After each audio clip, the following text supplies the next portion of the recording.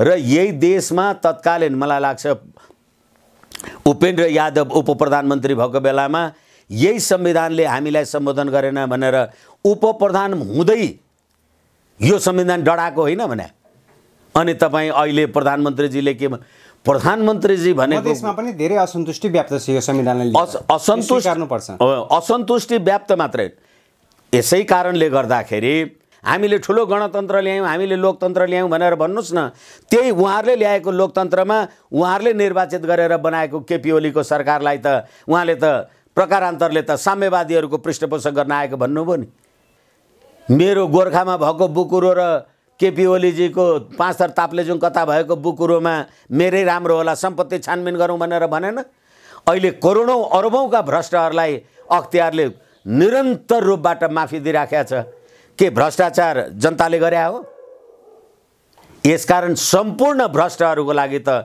स्वर्णयुगै हो नि यही सत्ताधारी दलभित्रका मान्छेहरू होइनन् भीम रावलजी लगायतका मान्छेहरू होइनन् कि यो राष्ट्रघात हो भनेर अनि राष्ट्रघात भएको कुरालाई हामी संशोधन सहित पास गर्छौं भन्दाखेरि चाहिँ जनता कहाँ छन् अनि त्यहाँबाट यो विद्युत प्रसारण लाइनसँग सम्बन्धित कुरा हुँदाखेरि र अमेरिकामा चाहिँ कुलमानजीको फेभरमा जो नारा जुलुस लाग्छ भने विद्युत प्राधिकरणमा कुलमानजीलाई नै राख्यो भने त अझ एमसीसी पास गर्नलाई यो विद्युत सम्बन्धी लाइन विस्तार गर्न त सजिलो होला नि कहाँ जनता कहाँ छन् भनेको कुलमानलाई फेरि नियुक्त गरेपछि एमसीसी पारित गर्नको लागि महत्त्वपूर्ण भूमिका खेल्छन् किन भनेदेखि अहिले तपाईले विद्युत ठीक छ कुलमानजी चाहिँ असल मान्छे हुनुहुन्छ राम्रो मान्छे हुनुहुन्छ भने तपाईले अर्को कुनै ठाउँको लागि पनि त उहाँलाई प्रस्ताव गर्न सक्नुहुन्छ प्रकारान्तरले नहोला तर व्याख्या र विश्लेषणको हिसाबले यो जति जुलुस आइराखेको छ यो एमसीसी को समर्थन गर्नबाट कहीं पश्चिमा शक्तिको खेल त छैन किनभने विद्युत प्रसारण लाइनमै काम गर्नुपर्छ कुलमानजीहरू अथवा विद्युत प्राधिकरणमा प्रमुखहरू आउँदाखेरि अनि त्यहाँबाट एमसीसी चाहिँ फेल गर्ने अरे जनता अनि उहाँहरूलाई चाहिँ ल्याएर राख्ने अरे के भन्यायो यस कारणले गर्दाखेरि फेरि पनि दोहोर्याएर मैले निवेदन गरेँ यो राज्य व्यवस्था सञ्चालनको विधान यो संविधान र यस अन्तर्गतका सरकार अथवा यस अन्तर्गतका त्यो अख्तियार दुरुपयोग अनुसन्धान आयोग यस अन्तर्गतका सर्वोच्च अदालत जस्ता निकायहरू जहाँ देशको राष्ट्रिय झण्डा डढेको छ जनतालाई खाँचो छैन जनतालाई आफ्नो धर्म मान्ने हक धर्म मान्ने स्वतन्त्रताबाट लाठी लगाएर निकालेको छ जनतालाई त्यो कुराको मतलब छैन जनतालाई अहिले होइन कुलमानजी आउनुपर्छ दिस एन्ड द्याट गर्नुपर्छ तिम्रो धर्म संस्कृति सभ्यता हेर्नुस् म मरे भने मेरो परिवारको छोराछोरी नाति पनातीले गरी खालान् गर्दा गर्दै युगसम्म हाम्रा पनि बाउ बराजु मरे होला अहिले हामी आयौं गर्दा गर्दै नेपालको निरन्तरता त चल्ला तर संस्कृति मर्यो भने सभ्यता मर्यो भने देश मर्छ वरिष्ठ अधिवक्ता विष्णु भट्टराई सरलाई कार्यक्रममा हार्दिक स्वागत छ हजुर धन्यवाद नमस्कार अब आज संविधान दिवस प्रधानमन्त्रीले राष्ट्रको नाममा सम्बोधन गर्दै हुनुहुन्छ यो दिवसलाई यो दिनलाई कसरी हेर्नुहुन्छ सरले प्रश्नको लागि धन्यवाद मेरो लागि चाहिँ यो शोक दिवस हो 17,000 नेपाली जनता मारिएर र संघीयता गणतन्त्र र धर्मनिरपेक्षको संविधान नेपाली जनताको सहभागितामा लिएर आयौं भनेर जे भनिएको छ आजसम्म ती 17,000 पीडित नेपाली जनताले के पाए त्यो तिनीहरूप्रति शोक व्यक्त गर्ने दिन हो भन्छु म र अर्को कुरा अहिले अपराधीको राजनीतिकरण र राजनीतिको अपराधीकरण जति अपराध गर्ने मान्छेहरू छन् ती सबै राज्य सत्तामा छन् अहिलेका मन्त्री मान्य भएका मान्छेहरू कर्तव्य ज्ञान सम्बन्धी मुद्दाको तारिकमा छन् भ्रष्टाचारको चरम चुली कोरोना महामारीको यो विश्वव्यापी महामारी र अनिकालमा पनि सरकार ओम्नी ग्रुप लगायत G2G लगायत नेपाली सेना मार्फत भ्रष्टाचार गर्नलाई भ्रष्टाचारका कुरा चरमचुलीमा पुगेको छ गर्दा गर्दै यो संविधान आएपछि 250-55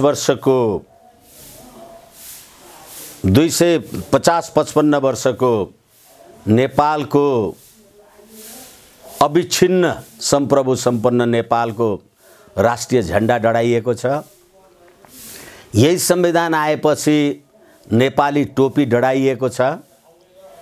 अनि यही संविधान आएपछि नेपाली जनताले 3 तहको सरकारलाई सलाम गर्नु परेको छ। हिजो एउटा सरकार र एउटा सलामीले पुग्थ्यो, आज हरेक प्लास्टिकका टुलमा उभिएर सलामी खाने र जनताको कर तिर्ने र मान्छे मर्दाखेरि पनि मृत्यु दर्ताको प्रमाणपत्र लिँदा 500 रुपैयाँ जनताले कर तिर्नु परिराखेको छ। यो अवस्थामा यो खुसी मान्ने शुभकामना व्यक्त गर्ने समय हो र यो सम्पूर्ण कुराको परिणति कहाँबाट आइराखेको छ भनेदेखि यो संविधान जो नेपाली जनताको 90% नेपाली जनताको सहभागितामा हामीले बनायौँ भनेर भनेको छ। आज 90% नेपाली जनता भोक रोग र अहिले पनि तपाईहरुले हेरिराख्नु भएको होला, फेरि पनि पश्चिम नेपालका कैयन नेपाली युवाहरू रोजगारीको लागि अहिले भारततर्फै गइराखेका छन्। यो अवस्थामा प्रधानमन्त्रीजीले के भन्नुभयो, अर्कोजीले के भन्नुभयो, यो भन्नुको कुनै अर्थ छैन।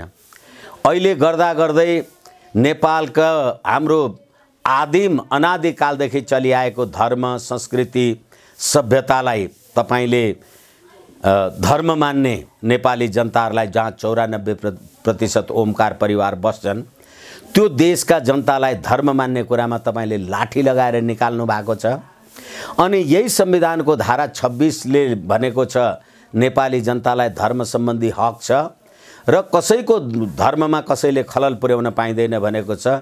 सरकार, सेना, पुलिस, प्रशासन सारा लगाएर जनताको धार्मिक आस्थामाथि निरन्तर प्रहार गरिराखेको छ।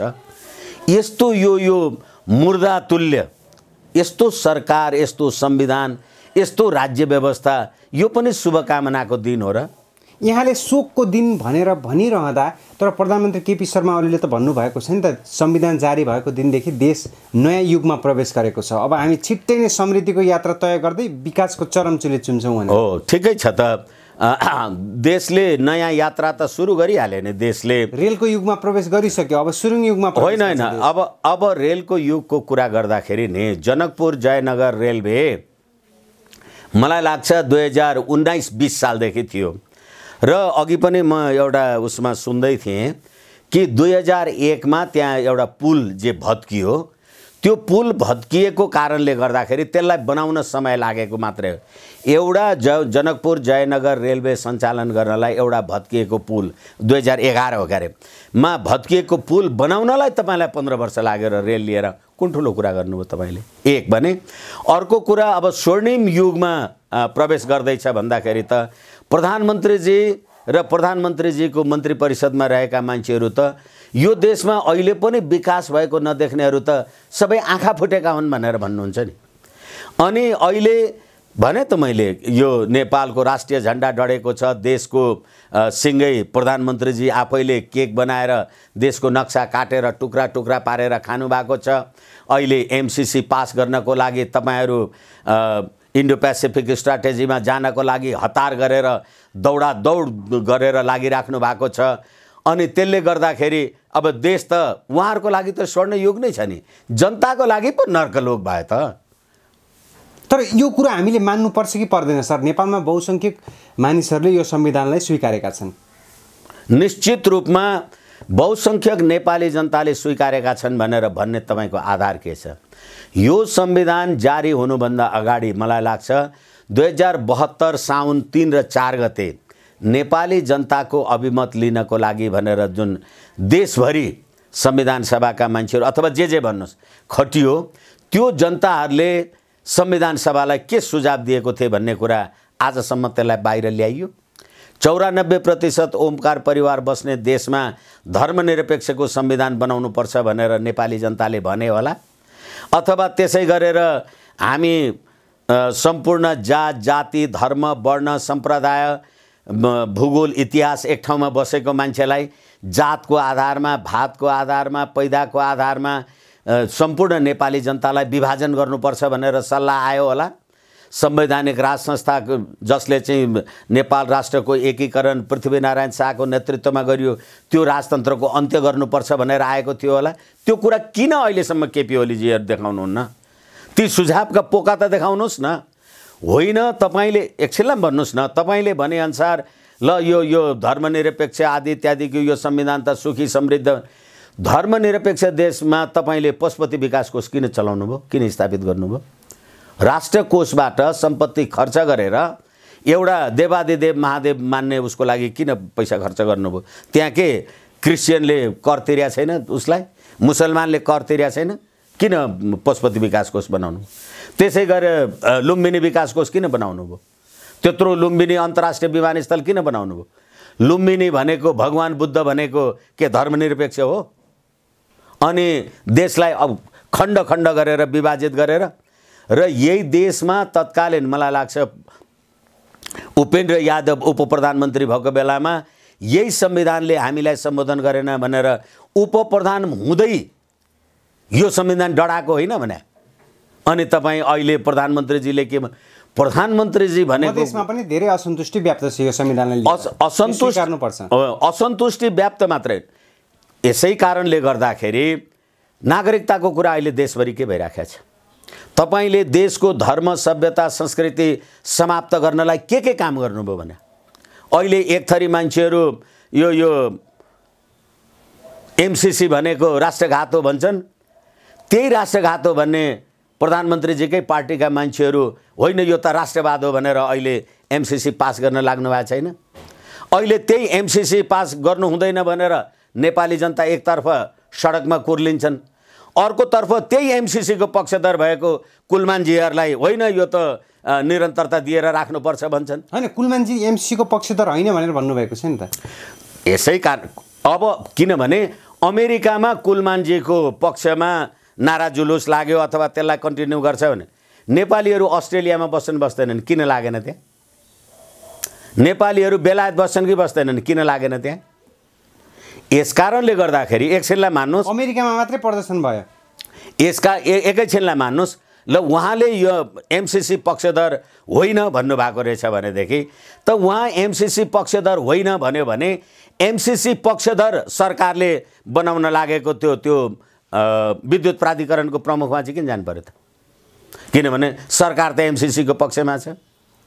अहिले पनि मैले नेपाली कांग्रेसको सभापतिले यो आजको मेरो लागि शोक दिवसमा उहाँले दिनुभएको सन्देशमा त यो सरकारले संसदीय प्रजातान्त्रिक प्रणाली इमानदारीतापूर्वक पालना गरोस् भनेर भनेपछि त अहिलेको सरकार नै प्रजातन्त्रप्रति प्रतिबद्ध छैन भन्ने कुरा त नेपाली कांग्रेसले भनिराखेको छ। प्रधानमन्त्रीले जेसुकै भन्नुस् न अथवा शेरबहादुर देउवाजी हामीले ठुलो गणतन्त्र ल्यायौँ हामीले लोकतन्त्र ल्यायौँ भनेर भन्नुस् न, त्यही उहाँहरूले ल्याएको लोकतन्त्रमा उहाँहरूले निर्वाचित गरेर बनाएको केपी ओलीको सरकारलाई त उहाँले त प्रकारान्तरले त साम्यवादीहरूको पृष्ठपोषण गर्न आएको भन्नुभयो नि। अनि त्यहाँबाट यसमा शुभकामना दिनु भन्दाखेरि त मर्न लागेको मान्छेलाई त छिटै घाट जा भने जस्तो कुरा त हो नि। किनकि संविधान भनेको परिवर्तनशील दस्तावेज हो, हामीले परिमार्जन गर्न पनि सक्छौँ। 2072 को संविधानलाई परिमार्जन गरेर लग्न सकिन्छ? इन्क्लुसिभ हुन्छ त्यो? होइन, एउटा कुरा चाहिँ के हो भने तपाईले भन्नुभयो the constitution is the changing mode of society भन्छ कि संविधान भनेको समाजको बदलिँदो रूपलाई प्रतिबिम्बित गर्ने हो। तर यो संविधानले नेपाली जनताको परिवर्तनको चाहनाको प्रतिबिम्बलाई के स्थापित गर्यो? अब नचाहेर पनि भन्नुपर्ने हुन्छ कि 12 बुँदे समझदारी नेपाली जनताले बनाए। 12 बुँदे समझदारीको मसौदा गर्ने मान्छे को हो? प्रणब मुखर्जीले त जो अहिले परलोक हुनुभयो उहाँले त अल जजिरा टेलिभिजन मार्फत नेपालमा 12 बुँदे समझदारी गराउनको लागि हामीले दिल्लीमा निर्णायकत्व काम गरेको हौँ, हामीले लेखापढी गरेका हौँ भनेपछि अनि त्यही 12 बुँदेको आडमा तपाईहरु आउनु भएको होइन भने तपाईले ल्याउनु भएको परिवर्तन अनि त्यसैले गर्दाखेरि तपाईले गर्नुहुन्छ तल र माथि। मैले तपाईहरुसँगै कुरा गर्दा भनेको छु, तत्कालीन बेलायती राजदूत एन्ड्रयू स्पास्कीले नेपालको संविधानमा धर्मनिरपेक्ष लेख्नुपर्छ भनेर उहाँले संविधान सभाका सदस्यहरूलाई औपचारिक रूपमा आह्वान गर्नुभयो। अनि त्यहाँबाट अहिले धर्मनिरपेक्ष तपाईले यो संविधानमा लेख्नुभयो। यो कुन नेपाली जनताको इच्छा थियो? र तपाईले जहाँसम्म होइन यसलाई परिवर्तन गर्न सकिन्छ आदि इत्यादि गर्न सकिन्छ, तपाईले बनाएको भएन तपाई परिवर्तन गर्नुहुन्छ। म फेरि पनि तपाईलाई भन्छु, यो संविधानको प्रस्तावनामा हामी नेपाली जनताका प्रतिनिधि संविधान सभाबाट यो संविधान बनाई जारी गरेका छौं भनेको छैन। संविधान सभाबाट यो संविधान जारी भएको घोषणा गर्छौं भनेको छ। कसले लेख्यो यो संविधान? किनभनेदेखि संविधानमा तपाईले प्रस्तावनामा धर्मनिरपेक्ष लेख्नु भएन, संविधानको धारा 4 मा धर्मनिरपेक्ष लेख्नुभयो, अनि संविधानको धारा 26 मा गएर के भन्नुभयो भनेदेखि सबैलाई धर्म मान्ने हक हुन्छ र धर्ममाथि आक्रमण गर्न पाइँदैन भनेर लेख्नुभयो। अहिले सरकारले एक धर्ममाथि आक्रमण गरेर उसैले बनाएको संविधान उसैले त्यो संविधानको धज्जी उडाइराखेको छ र धर्मनिरपेक्ष संविधान अन्तर धर्मनिरपेक्ष देशमा अनि धर्म मान्न पाइन्छ भनेर लेख्ने त्यो पागल दिमागले लेख्यो कि सधैँले लेख्यो हो? यो कुरा नेपाली जनतालाई भन्नु पर्यो नि। त्यसकारणले नेपाली जनतामा चरम असन्तुष्टि व्याप्त भइरहेको छ सर। त्यसको रूपरेखा अहिले हेर्दाखेरि सडकदेखि लिएर सामाजिक सञ्जालमा सरकारको तीव्र आलोचना भइरहेको छ। यसको मुख्य स्रोत भनेकै संविधान हो त? निश्चित रूपमा, किनभनेदेखि संविधान राज्य सञ्चालनको विधान हो। राज्य सञ्चालन भनेको राजनीतिको कुरा हो।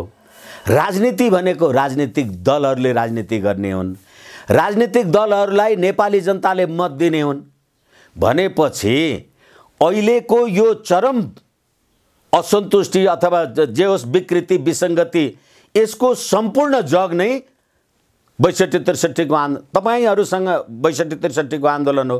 तपाईहरुसँगै कुरा गर्दाखेरि यिनै पुष्पकमल दाहालजी, बाबुराम भट्टराईजी लगायतका मान्छेहरूले 2052 सालमा तत्कालीन प्रधानमन्त्री शेरबहादुर देउवालाई 40 बुँदे ज्ञापन पत्र दिँदाखेरि भारत र नेपाल बीचको सन् 1950 को असमान सन्धिको विरुद्धमा र संसदीय व्यवस्था भनेको खसीको टाउको देखाएर कुकुरको मासु बेच्ने यो राज्य व्यवस्थामा हामी यो व्यवस्थालाई उल्टाउनको लागि हामी जंगल हिँड्यौं भनेर 17,000 मान्छे मारेपछि तपाई 10 वर्ष जनयुद्धमा संसदमा फर्केर आउँदाखेरि संसदीय व्यवस्था गयो। अनि तपाईले यही शेरबहादुर देउवा हैन माओवादीको टाउको काटेर झोलामा हालेर लिएर आऊ, त्यही झोलामा नोट भरेर लिएर जाऊ भन्दाखेरि अहिले प्रचण्ड र शेरबहादुरको हैसियत के छ? यसै कारणले गर्दा नेपाली जनताको ताकत बल बुद्धि क्षमतामा यो संविधान बन्यो भनेर कसले पत्याउने, कसले मान्ने? यसै कारणले गर्दाखेरि यो 17,000 नेपाली जनताको शोक दिवस हो। यो नेपाली जनताको निमित्त शोक दिवस हो। यो होइन भनेदेखि अहिले हेर्नुस् त यी भ्रष्टाचारका अकुत यी राजनीति गर्नेका महलहरू, मैले तपाईहरुसँगै कुरा गर्दा भनेको छु, विस्तृत शान्ति सम्झौताको दफा 11(3) मा राजनीतिक लाभको पदमा बसेर अकुत सम्पत्ति कमाएका मान्छेहरूको सम्पत्ति छानबिन गर्ने। बाबुराम भट्टराईले पार्लियामेन्टमा भनेन मेरो गोर्खामा भएको बुकुरो र केपी ओलीजीको 5 थर ताप्लेजुङ कता भएको बुकुरोमा मेरै राम्रो होला, सम्पत्ति छानबिन गरौँ भनेर भनेन? अहिले करोडौं अरबौंका भ्रष्टहरूलाई अख्तियारले निरन्तर रूपबाट माफी दिइराखेको छ। के भ्रष्टाचार जनताले गरे हो? यसकारण सम्पूर्ण भ्रष्टहरूको लागि त स्वर्णयुगै हो नि। ज्वाइँ सम्धि साला प्रधानमन्त्रीजीको कुरा तपाईले उठाउनु भो।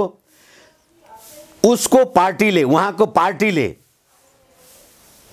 नेपाली जनताले मत नदिएको उहाँको पार्टीले अर्थमन्त्री हुनलाई अब हुँदैन अयोग्य छ भनेर संसद सदस्य हुनबाट रोकेको मान्छे उहाँ अर्थमन्त्री चाहिँ नियुक्ति नगर्ने अनि त्यहाँबाट असंवैधानिक गिरोहको रूपबाट तिमी अनि अघोषित रूपबाट त्यही युवराज खतिवडाजीहरूलाई तिमी अर्थको सल्लाहकार राख्ने? यो भन्दा ठुलो राष्ट्रको चिरहरण भ्रष्टाचार के हुन्छ? आम सञ्चारले लेखिराखेका छन् अब अहिले कानुनी रूपबाट युवराज खतिवडा चाहिँ अर्थमन्त्री नभए पनि हिजो त उहाँले अर्थ मन्त्रालय हेर्नुहुन्थ्यो, अब त 22वटा मन्त्रालय हेर्नुहुन्छ भने। फेरि पनि म तपाईँलाई भनौँ, वामदेव गौतम लगायत यो व्यवस्था नि, वामदेव गौतम क्षेत्री बाहुन अन्य जाति, वामदेव गौतमको छोरा पनि क्षेत्री बाहुन अन्य जाति, अनि वामदेव गौतमको छोरा ऊ चाहिँ क्षेत्री बाहुन, अनि ऊ चाहिँ आदिवासी जनजाति। अनि त्यहाँबाट हेर्नुहोस् त, हिजो एउटा राज परिवारलाई देश पाल्नका लागि यत्रो ठुलो यो हात्ती पाल्न सकिने अथवा जे भन्थे यिनीहरू, अहिले नेकपाको मात्रै त 12 जोडी पार्लियामेन्टमा छन्। यो परिवारवाद, अनि उहाँहरूका लागि त यो स्वर्णिम युग भएन र? स्वर्णिम रुने त तपाईँको लागि पो भयो त। जनताको पीडा मर्का बुझ्ने प्रधानमन्त्री होइन, आज सम्बोधन गर्दै हुनुहुन्छ राष्ट्रको। एकछिन, जनताको पीडा मर्का बुझ्ने प्रधानमन्त्री होइन, जनताको पीडा मर्का बुझ्ने यो राज्य व्यवस्थै कसरी हो? मैले तपाईँलाई भने नि, 17,000 मान्छे मारेका अपराधीले के सजाय पाए र 12-12, 14-14वटा चाहिँ जोडीहरू, श्रीमान श्रीमतीहरू, एउटा समानुपातिक अर्को प्रत्यक्ष, एउटा राष्ट्रिय सभा अर्को प्रदेश सभा, एउटा राष्ट्रिय सभा अर्को प्रतिनिधि सभा, यस्तै खालको यो गडगडी र यो अपराध गर्ने र नेपाली जनताले मत हालेर वडा अध्यक्ष त्यो गाउँको प्रमुख हुन सक्दैन भनेको मान्छे, गाउँपालिका प्रमुख हुन सक्दैन भनेको मान्छे तपाईँले कहाँ ल्याएर राख्नुभएको छ? अनि तिमीहरूका लागि त यो स्वर्ण युग त हुँदै हो, लुट्न पाएका छौ नि, तर नेपाली जनताले चाहिँ के पायो त्यो कुरा भनौँ न पो भने त मैले। यसै कारणले गर्दा यो नेपाली जनताले शोक मनाउने दिन हो, यो शुभकामनाको दिन होइन। त्यसो भए यो संविधानमाथि प्रश्न चिन्ह तेर्साउनु भनेको गणतन्त्रलाई अस्वीकार गर्नु, संघीयतालाई अस्वीकार गर्नु, धर्मनिरपेक्षतालाई अस्वीकार गर्नु भनेपछि यो संविधान खारेज हुनुपर्छ भन्ने त्यो कोणबाट हो तपाईँहरूले अगाडि? निश्चित रूपमा, किनभनेदेखि यो कुन नेपाली जनताले यो देशमा संघीयता, गणतन्त्र र धर्मनिरपेक्ष चाहियो भनेका थिए? 62-63 को आन्दोलनमा यदि तपाईँहरूलाई पनि याद छ भने कहीँ कतै धर्मनिरपेक्षको नारा लागेको थियो, तर जनता त सडकमा आएका थिए नि त। एकछिन न, जनता सडकमा आएका थिए भन्ने कुराको लागि त जनता किन सडकमा आउँदा रहेछन् भन्ने कुराको बारेमा अहिले हामी एमसिसीवाला कुरा धेरैचोटि धेरै मान्छेहरूले गरिराखेका छौँ। मैले पनि तपाईँहरूसँगै कुरा गर्दा भने होला, यो एमसिसी यति कम्प्लेक्स अङ्ग्रेजीमा लेखिएको छ, म एउटा वरिष्ठ अधिवक्ता भएर म आफैलाई त्यो बुझ्न गाह्रो छ। मिलेनियम च्यालेन्ज कर्पोरेसन भनेदेखि अब मिलेनियम च्यालेन्ज कर्पोरेसन भन्ने अनि यो इन्डो पेसिफिक स्ट्राटेजीको कुरा हो भन्ने कुरालाई यो Indo Pacific strategy, millennium challenge corporation भन्ने कुरा आम नेपाली जनता कतिले अन्डरस्ट्यान्ड गरे होलान्, कतिलाई थाहा होला? म एकछिनलाई भनौँ, वामदेव गौतमजीको उहाँको श्रीमती प्रतिनिधि सभामा समानुपातिक हुनुहुन्छ, उहाँले त बुझ्या होला। संसदमा बस्ने सांसदहरूलाई त कति बेला नथाहा हुन सक्छ। होइन, यसैले मैले उदाहरणको लागि भनेको, त्यो उयो केपी शर्मा ओलीजीले रामायणको गफ गरे जस्तो होइन भने कतिजनाले बुझ्नु भएको होला। र अमेरिकी राजदूत ऱ्यान्डी बेरीले त यो चाहिँ विशुद्ध सैनिक गठबन्धनसँग, इन्डो पेसिफिक स्ट्राटेजीसँग सम्बद्ध छ भनेर भनेपछि यो पार्लियामेन्टमा बसेका कतिजना मान्छेहरूले त्यो कुरालाई बुझ्नुहुन्छ। यसै कारणले गर्दाखेरि मैले तपाईँलाई भनेको, अहिलेको पार्लियामेन्टमा त हरुवाहरूको यो जोडी र बिजोडीको यो कुरा छ। हिजो त 601 जना शेषमणिजी र ती कसैका श्रीमान श्रीमती, ज्वाइँ जेठाना जे छ, अनि ती मध्ये कतिजना मान्छेलाई संविधान सभाको बारेमा थाहा थियो मलाई भन्नु। नेपालका लागि अमेरिकी राजदूत ऱ्यान्डी बेरीले एमसिसी आइपिएस अन्तर्गत छ भनेर भनिरहँदा नेपालकै शीर्ष नेताहरू अथवा ऊर्जा मन्त्री वर्षमान पुनदेखि लिएर तत्कालीन अर्थमन्त्री युवराज खतिवडाले मसँगैको अन्तर्वार्तामा एमसिसी आइपिएस अन्तर्गत होइन भनेर भन्नुभएको छ।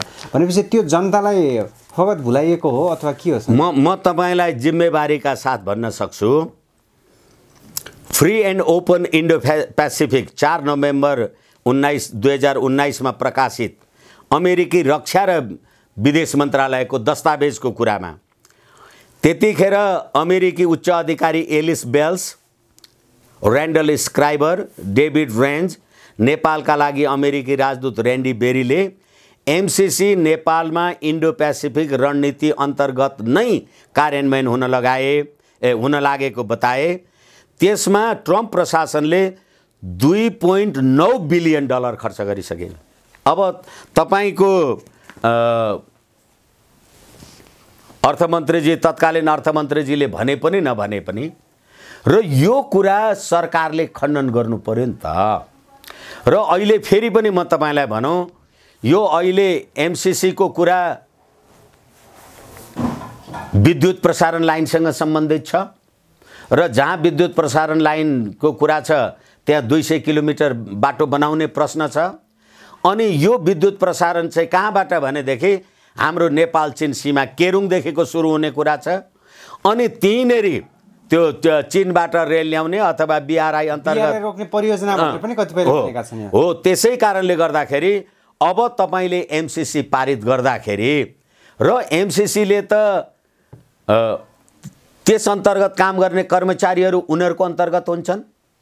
त्यहाँ भ्रष्टाचार सदाचार लगायतका कुराहरू नेपाल सरकारले हेर्न पाउँदैन। त्यहाँ को मान्छे आउँछ र काम गर्छ काम गर्दैन त्यो कुरा नेपाल सरकारले हेर्न पाउँदैन भनेपछि भोलि सम्पूर्ण अमेरिकी सुरक्षासँग सम्बन्धित मान्छेहरू कुनै न कुनै अधिकृतको रूपमा, कर्मचारीको रूपमा, ज्यामीको रूपमा केरुङदेखि काठमाडौँ लगायतका यी गतिविधिमा संलग्न भयो भने त्यतिखेर नेपालको स्थिति के हुन्छ? र मैले धेरैचोटि भनिसकेँ, 2वटा स्काई ट्रक नेपाली सेनालाई अमेरिकी सेनाले दिइसके एउटा कुरा, र यिनै भीम रावल लगायतका मान्छेहरू एमसीसी अन्तर्गतका परियोजनाहरू बजेटमा राखेको भनेर उहाँहरूले त्यो कुराको बारेमा विरोध गर्ने। अनि अहिले एमसीसी चाहिँ संशोधनसहित पास गर्ने भनेपछि अब बजेट पास गरेपछि एमसीसी पास गरे भयो कि भएन? र बजेट पास गरेर एमसीसी पास गर्नु भएपछि इन्डो पेसिफिक स्ट्राटेजीलाई तपाईले लागू गर्नुभयो कि गर्नु भएन? अनि त्यो गर्ने त्यो राज्य व्यवस्था चाहिँ कुन हो भने यही संविधानले ल्याएको होइन, यही 12 बुँदे समझदारीको परिवर्तनले ल्याएर आएको होइन। यो देशमा क्रिस्चियनिटी कसले लिएर आयो? यो देशमा गाई काट्न पाउनुपर्छ भनेर तपाईले संविधानमा गाई राष्ट्रिय जनावर हुन्छ भनेर लेख्नुभयो। अनि तपाईले एक थरी मान्छेहरू गाई काट्न पाउनुपर्छ भनेर हिँडिराखेको छन् भनेपछि यो संविधान कहाँबाट आयो? 62-63 को आन्दोलन। त्यो आन्दोलनको प्रणेता को हो? सबै पश्चिमा दक्षिण। अनि त्यहाँबाट अब अहिले उहाँहरूको लागि त स्वर्ण युग भयो नि त। अहिले अख्तियार दुरुपयोग अनुसन्धान आयोगले करोडौं अर्बौंका भ्रष्टाचारहरूलाई किन उन्मुक्ति दिँदैछ? किनभने सबै भ्रष्टहरूले चलाएको राज्य व्यवस्था। अदालत आफू अदालतमा भएको भ्रष्टाचार, बिचौलिया, अनियमितता छानबिन गर्नको लागि भनेर सर्वोच्च अदालत आफू कमिटी बनाउँछ। यो राज्य प्रणाली को संविधान, यो संविधानको दिवस मनाउने नेपाली जनताको रगत काटेर खाए हुन्छ। अब अहिले जसरी सर जनता एमसीसी को विरोधमा छन्, एमसीसी नेपालमा कुनै पनि हालतमा भित्रिनु हुँदैन, हामी जस्तोसुकै कदम पनि चाल्न तयार छौँ, सरकारलाई चेतावनी दिइरहेका छन्। तर अहिले जनताहरू कुलमान घिसिङकै पक्षमा सडकमा उर्लिरहेका छन्। कतिपयले कुलमानलाई एमसीसी को समर्थक भनेर पनि हेरिरहेका छन्। एमसीसीले प्राधिकरण लाइन विस्तार गर्नको लागि एउटा ब्रिजको काम गर्छ भनेर पनि उहाँले भन्नुभएको छ।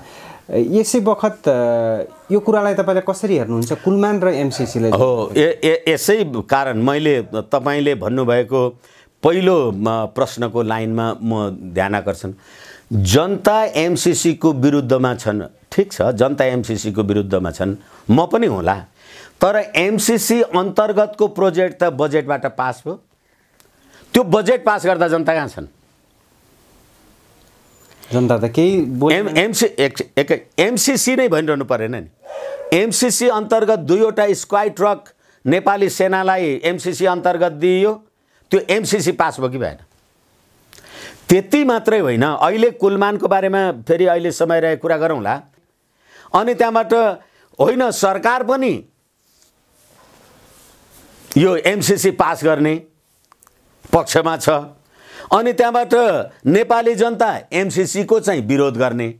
अनि त्यहाँबाट त्यही सरकारले एमसिसी पास गर्न लागेको कुरामा कुलमान ल्याउनुपर्छ भन्दाखेरि कुलमानलाई हटाउनुपर्छ भन्दा चाहिँ फेरि जनता विरोध के बनायो। यसै कारणले गर्दाखेरि तपाईले हाम्रो सभ्यता संस्कृति समाप्त गर्नको लागि लकडाउनको नाउँमा कोरोना महामारीको नाउँमा अब गर्दा गर्दै हाम्रो दसैँ तिहार चाडबाड आयो। अब धर्म मान्न नपाउने, दाजुबहिनीको बिचमा तिहारमा टिका पनि लाउनु हुँदैन है, त्यो छोइएला नि सास फेर्दाखेरि शेषमणि बहिनीलाई कोरोना भएर छ भने त मर्लास् अनि तपाईँलाई भाइ तिहार गर्न दिँदैन। अब अनि हाम्रो धर्म संस्कृति सभ्यता चाहिँ समाप्त गर्ने अनि यतातिरबाट आएर एमसिसी अन्तर्गत इन्डो पेसिफिक रणनीति अन्तर्गत चाहिँ एमसिसी पास गर्ने अनि भ्रष्टाचारीहरूलाई चाहिँ बारम्बार तपाईँ अख्तियारले उन्मुक्ति दिने अनि जनताले होइन यो मान्छे योग्य छैन भनेको मान्छेलाई तपाईँ पार्लियामेन्टमा ल्याउने अनि विदेशीलाई तपाईँ ज्वाइँ बनाएर नागरिकता दिने अनि यस्तो संविधान वाह नेपाली जनताले ल्याएको संविधान। यो शुभकामना, यो रुने दिन हो, यो शुभकामना आदान प्रदान गर्ने दिन होइन।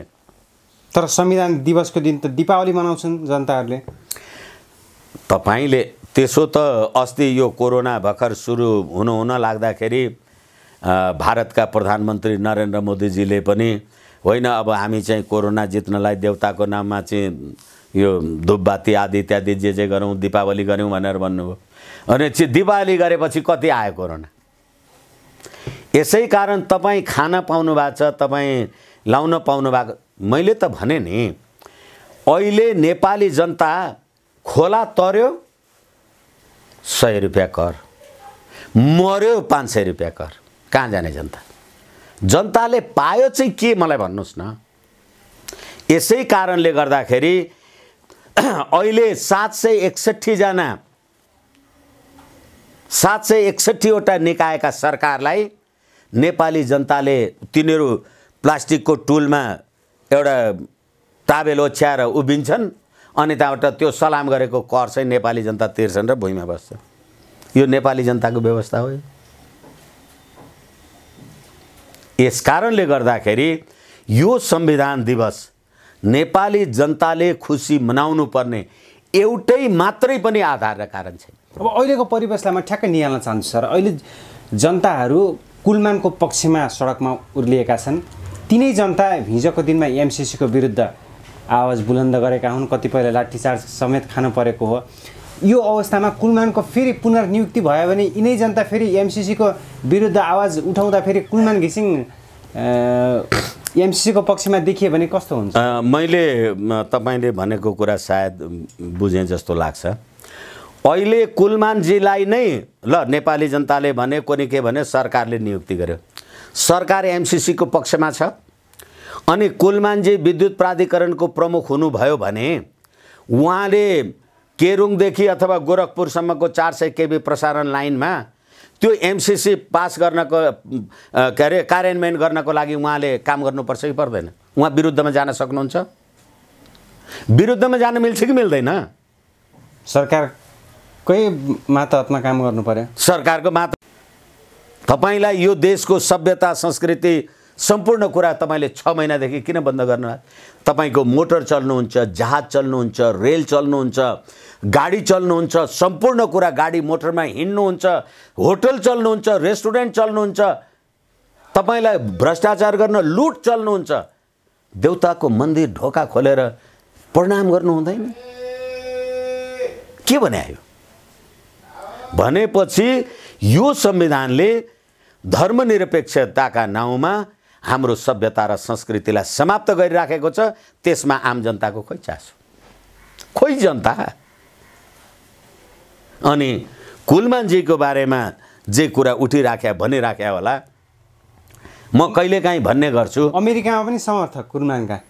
अमेरिकामा पनि होइन, अमेरिकाको कुनै एक ठाउँमा समर्थनमा मान्छेहरू आए। तर मैले अघि भने संसारमा नेपालीहरू त बेलायत, जापान, दक्षिण कोरिया, अस्ट्रेलियामा पनि बस्छन् नि, त्यहाँ किन भएन? एउटा कुरा। र अर्को कुरा के हो भनेदेखि ठिक छ समर्थन विरोध आदि इत्यादि होला, अहिले सम्पूर्ण देशको हाम्रो राष्ट्रिय धर्म सभ्यता संस्कृति समाप्त भयो। अमेरिकामा किन प्रदर्शन हुँदैन? के अमेरिकामा नेपालको धर्म संस्कृति हेर्नुहोस्, अमेरिकाको क्यालिफोर्नियामा त्यहाँको पुरानो भत्किएको चर्च किनेर, त्यो जमिन किनेर त्यहाँ बस्ने नेपालीहरूले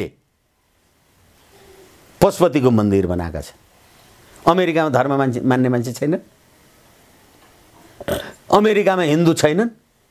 अनि त्यस्तो ठाउँ बस्ने, त्यस्ता मान्छे बस्ने, नेपाली बस्ने अमेरिकाको क्यालिफोर्निया जस्तो ठाउँमा यहाँ धर्ममाथि बन्देज लगाउँदा किन अमेरिकामा जुलुस हुँदैन?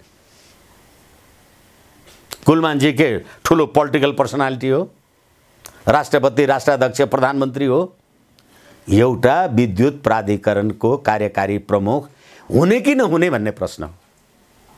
यसले ठुलो राज्य सत्ता परिवर्तन गर्ने हो किन? बुझ्न सकिन्छ नि यति कुरा। अनि त्यसरी हाम्रो सभ्यता, संस्कृति, धर्म, प्रधानमन्त्रीजीलाई अयोध्या चाहियो होइन? अनि त्यही अयोध्या गएर प्रणाम गर्ने जानकी मन्दिर चाहिँ तपाईँ बन्द गरेर राख्नुहुन्छ? तपाईँलाई हेलिकप्टर उडाउन त कसैले रोकेको छैन। जहाजमा आधा मात्रै सिटमा तिमीहरू प्यासेन्जर राखेर हवाई जहाज सञ्चालन गर भन्दा सञ्चालन गर्न मानेनन्। अब होइन, पुरै बस्न दिने भन्यो त सरकारले। अनि जहाजमा बस्दा चाहिँ कोरोना लाग्दैन, तपाईँ देउताकोमा गएर प्रणाम गर्नु भने कोरोना लाग्छ यो। अनि त्यही बेलामा तपाईँ एमसिसी पास गर्ने आफ्नो पार्टीबाट निर्णय गराउनुहुन्छ। अनि त्यतिखेरै कुलमानजीलाई ल्याउनुपर्छ कि ल्याउनुपर्छ भनेर सडकमा नारा लाग्छ। यी अरू सम्पूर्ण कुरामा कसैको ध्यान छैन। भोलि कुलमानजी त्यहाँ कार्यकारी प्रमुखै भएर बस्दाखेरि पनि हेरौँ त उहाँले त्यो एमसिसीलाई कसरी रोक्नु हुँदो रहेछ र यी जनता त्यतिखेर कुलमानजीलाई के भन्दा रहेछन्। ठिक छ सर, अन्तिम भागमा छौँ, समयको चाप सँगसँगै जाँदै जाँदै यहाँलाई विश्व दुनियाँबाट हेरेका दर्शकहरूलाई अन्तिममा के भन्नुहुन्छ सर? विश्व दुनियाँ हेरेका आम नेपाली जनतालाई यो संविधान नेपाली जनताको शोक दिवस हो। यो आज नेपाली जनताको इच्छा आकाङ्क्षाको लागि होइन, जसले राष्ट्र, राष्ट्रियता, राष्ट्रिय एकता, अखण्डतालाई छेदविच्छेद बनायो र नेपाली टोपी र झन्डा समेत डढायो। यस्तो यो कुदिनलाई नेपाली जनताले पटक पटक देख्नु नपरे हुन्थ्यो भन्ने श्री परमेश्वरसँग कामना गर्छु। सम्पूर्ण नेपाली जनतालाई मेरो यही आह्वान हो। हस्, विचारको लागि हार्दिक आभार व्यक्त गर्न चाहन्छु। हस्, एबिसी टेलिभिजनलाई बहुत बहुत प्रणाम, धन्यवाद, नमस्कार।